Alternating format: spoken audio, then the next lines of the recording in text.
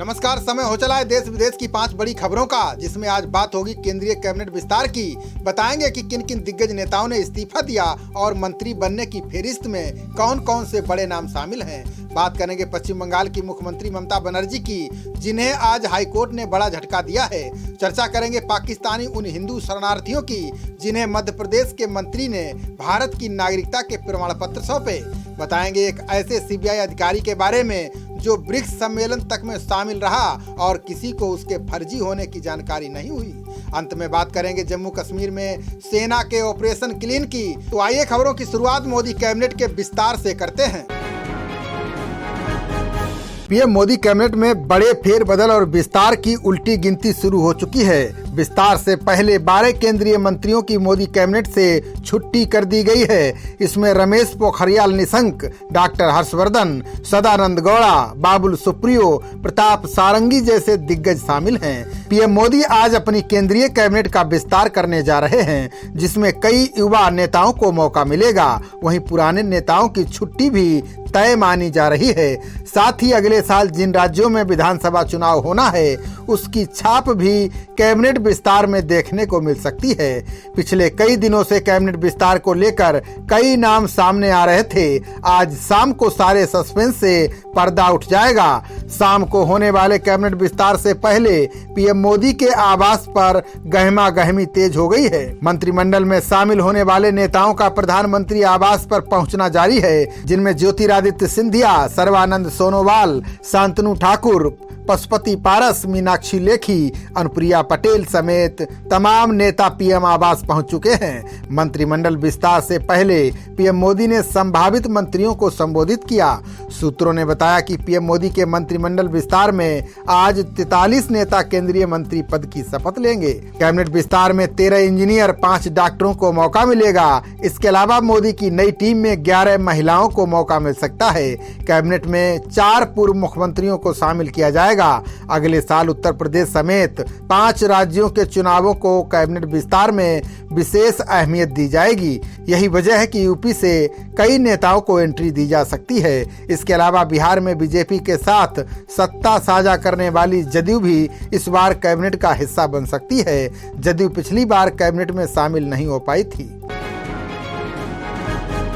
पश्चिम बंगाल की सीएम ममता बनर्जी को कलकत्ता हाईकोर्ट ने बड़ा झटका दिया है। हाईकोर्ट ने अदालत की छवि बिगाड़ने और बदनाम करने के लिए ममता पर 5 लाख रुपए का जुर्माना लगाया है। कोर्ट ने कहा कि वसूली गई जुर्माने की रकम को कोरोना काल में जान गंवाने वाले वकीलों के परिवार को बांटा जाएगा। बता दें कि ममता बनर्जी ने बंगाल की नंदीग्राम सीट से भाजपा नेता शुभेंदु अधिकारी के निर्वाचन को चुनौती दी थी।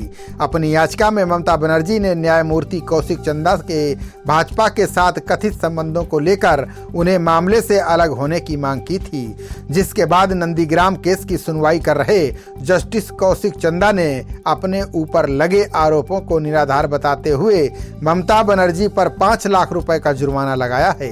इसके बाद जस्टिस चंदा ने नंदीग्राम मामले से खुद को अलग कर लिया है। अब ये मामला किस अदालत में जाएगा, इसका फैसला मुख्य न्यायाधीश करेंगे।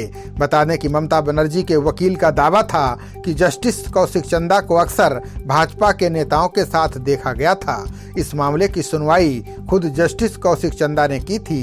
जस्टिस कौशिक चंदा ने कहा कि इस मामले में आर्थिक हित पैदा ही नहीं होता। बता दें कि ममता बनर्जी के वकील ने याचिका में न्यायमूर्ति को नंदीग्राम मामले से अलग होने की मांग की थी। बीते 3 दशक से भारत की नागरिकता के लिए तरस रहे सिंधी समाज के 6 लोगों के लिए आज का दिन खुशियां लेकर आया, क्योंकि आज उनका बरसों से नागरिकता पाने का इंतजार खत्म हो गया। भारतीय नागरिकता पाकर सिंधी समाज के इन लोगों के चेहरे खिल उठे। बता दें कि मध्य प्रदेश के गृह मंत्री नरोत्तम मिश्रा ने आज भोपाल के 2 और मंदसौर जिले के 4 शरणार्थियों को देश की नागरिकता का प्रमाण पत्र सौंपा। गृह मंत्री नरोत्तम मिश्रा ने कहा कि प्रदेश सरकार ने लंबे समय से नागरिकता के लिए परेशान हो रहे 6 लोगों को नागरिकता प्रमाण पत्र दिए हैं। अब ये लोग भी देश के बाकी लोगों की तरह भारत के निवासी कहलाएंगे। उन्होंने कहा कि नागरिकता संशोधन अधिनियम 2019 के तहत पड़ोसी देशों के धार्मिक आधार पर पीड़ित हिंदू शरणार्थियों को भारतीय नागरिकता दी गई है। बातचीत में लोगों ने कहा कि अब तक वे शरणार्थी जीवन गुजार रहे थे, भारत की नागरिकता मिलने पर अब अपने नाम से जमीन और दुकान ले सकेंगे, नौकरी और व्यवसाय कर सकेंगे। बता दें कि अमित कुमार साल 2005 में पाकिस्तान के जकोबाबाद से भारत आए थे। वे 16 सालों से भारतीय नागरिकता मिलने का इंतजार कर रहे थे। अमित ने कहा कि 7 जुलाई 2021 में मेरा इंतजार खत्म हुआ। आज का दिन मेरे लिए दीपावली और होली जैसा है। वहीं नंदलाल ने बताया कि मेरा जन्म 1940 को सखर सिंध पाकिस्तान में हुआ था। वहाँ का जीवन नरक है। मुस्लिम समाज के लोग मंदिरों में हिंदुओं को पूजा नहीं करने देते। वहाँ हिंदुओं पर अत्याचार किए जाते हैं। भारत की नागरिकता का सालों से इंतजार था, जो आज पूरा हुआ। मंत्री नरोत्तम मिश्रा के हाथों प्रमाण पत्र लेने का यादगार लम्हा कभी नहीं भूल सकता। पश्चिम बंगाल में खुद को सीबीआई अधिकारी बताने वाले शख्स को कोलकाता पुलिस ने गिरफ्तार कर लिया है। पूछताछ के दौरान सनातन रॉय चौधरी ने कई चौंकाने वाले खुलासे किए हैं। सनातन चौधरी ने बताया कि वो जोहान्सबर्ग में आयोजित ब्रिक्स समिति में शामिल हुआ था, जिसमें पीएम मोदी भी शामिल थे। फर्जी सीबीआई अधिकारी सनातन रॉय चौधरी ने पूछताछ में बताया कि वो 2018 में ब्रिक्स सम्मेलन में हिस्सा ले चुका है। पुलिस को एक तस्वीर भी मिली है जिसमें वो ब्रिक्स सम्मेलन में मौजूद दिख रहा है। बता दें कि कोलकाता पुलिस ने खुद को कथित तौर पर सीबीआई का अधिकारी बताने और नीली बत्ती वाली गाड़ी में घूमने को लेकर सनातन को गिरफ्तार किया है। पुलिस ने बताया कि चौधरी नीली बत्ती वाली एक गाड़ी में शहर में घूमा करता था। पुलिस ने जब उसे चौकी पर रोका और पूछताछ की तो सवालों का जवाब नहीं दे सका। पुलिस ने वाहन को जब्त कर लिया, जिस पर सीबीआई और अधिवक्ता लिखा स्टिकर लगा हुआ था। पुलिस ने बताया कि चौधरी ने दावा किया है कि वो सीबीआई से जुड़े मामलों में राज्य सरकार का प्रतिनिधित्व कर चुका है।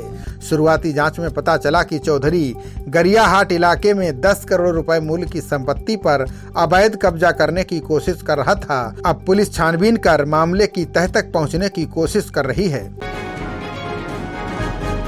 घाटी में देश के दुश्मनों के खिलाफ सेना का ऑपरेशन क्लीन जारी है। कार्रवाई के दौरान उत्तर कश्मीर के हंदवाड़ा में सुरक्षा बलों को बड़ी सफलता मिली है। सुरक्षा बलों ने मुठभेड़ में हिजबुल के टॉप कमांडर मेहराजुद्दीन उर्फ उबैद को मार गिराया है। उबैद कई आतंकी गतिविधियों में शामिल था। आईजीपी कश्मीर ने बताया कि मुठभेड़ में मारा गया मेहराजुद्दीन पुराना आतंकी था। वो आतंकवाद से जुड़े अनेक अपराधों में शामिल था। हंदवाड़ा में पाजीपोरा रेनान इलाके में आतंकवादियों की मौजूदगी की सूचना मिलने के बाद सुरक्षा बलों ने घेराबंदी कर तलाशी अभियान चलाया था। इस दौरान आतंकवादियों ने सुरक्षा बलों पर गोलीबारी कर दी थी, जिसके बाद मुठभेड़ शुरू हो गई। उन्होंने बताया कि इस ऑपरेशन को हंदवाड़ा पुलिस, 32 आरआर और 92 बीएन सीआरपीएफ ने मिलकर अंजाम दिया है। मुठभेड़ के दौरान सुरक्षा बलों ने एक AK-47 4 मैगजीन भी बरामद की हैं। बता दें कि इस वर्ष की शुरुआत से अभी तक कश्मीर घाटी में सुरक्षा बलों को 66 आतंकियों को मार गिराने में सफलता हासिल हुई है। पिछले महीने जून में 11 दहशतगर्द ढेर किए गए थे। सबसे ज्यादा 17 आतंकी अप्रैल में मारे गए थे। वहीं बीते दिनों पुलवामा के राजपोरा में 15 घंटे से अधिक चली मुठभेड़ में लश्कर के 5 दहशतगर्दों को सुरक्षा बलों ने मार गिराया था। इनमें जिला कमांडर और एक पाकिस्तानी आतंकी शामिल था। इस ऑपरेशन में सेना का एक जवान शहीद हो गया, जबकि 2 अन्य घायल हो गए हैं। खबरों का सिलसिला जारी रहेगा। देखते रहिए जनप्रवाद। नमस्कार।